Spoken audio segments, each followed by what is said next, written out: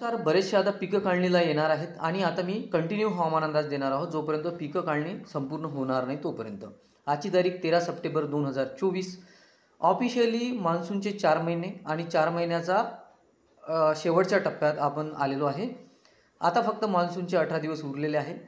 सध्याच्या परिस्थितीत बांगलादेशावर जे आत्ता सध्या सायक्लॉनिक सर्क्युलेशन दिसत आहे तिथे जबरदस्त पाऊस होत आहे.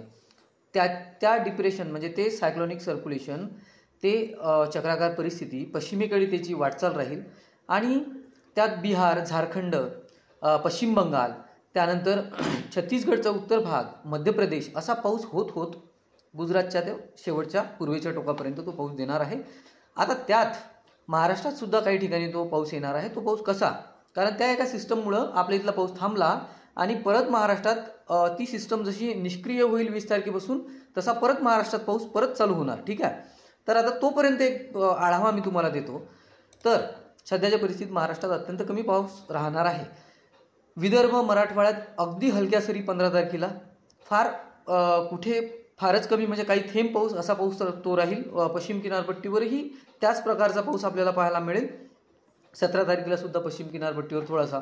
परंतु जे सायक्लॉनिक सर्क्युलेशन जे आहे चक्राकार परिस्थिती त्याचा जो प्रवास जो पश्चिमेकडे होणार आहे त्या सायक्लॉनिक सिस्टमच्या पश्चिमेकडे म्हणजे त्या सर्क्युलेशनच्या पश्चिमेकडे.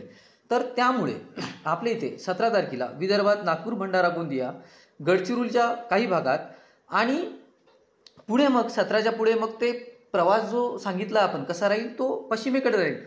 तर त्यामुळे मग अमरावतीचा उत्तर भाग, अमरावती जिल्हा, अकोल्याचा उत्तर भाग, बुलढाण्याचा उत्तर भाग, जळगावचा उत्तर भाग असा तो पाऊस 18 तारखेपर्यंत आपल्याला महाराष्ट्रात दिसणार आहे. बाकी ठिकाणी नाही. पश्चिम किनारपट्टीवर जो नॅचरली जो सध्या पाऊस चालू आहे तो पाऊस चालू राहील. हलक्या पुलक्या सरी त्या राहतील, फार जास्त तो पाऊस राहणार नाही. आणि 18 तारखेच्या पुढे मध्य प्रदेशमध्ये ते सायक्लॉनिक सर्क्युलेशन ॲक्टिव्ह राहणार आहे.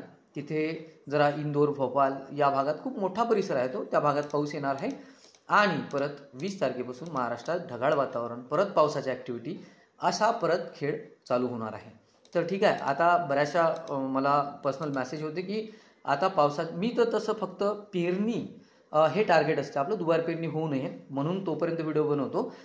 खूप सारे हवामान अंदाजक आहे आणि शेतकऱ्यांना सुद्धा बऱ्याचशा गोष्टी यातल्या कळते. पण आता बऱ्याचशा शेतकरी डिमांड करत आहे आणि पिकं काढणीला आलेले आहेत. नुकसान होऊ नये, शेतकरी सजग राहावा त्यासाठी मी एक काढणीपर्यंतचे हवामान अंदाज आता तुम्हाला नक्कीच देणार. ठीक आहे. कमेंट करा काही प्रश्न असतील तर. धन्यवाद.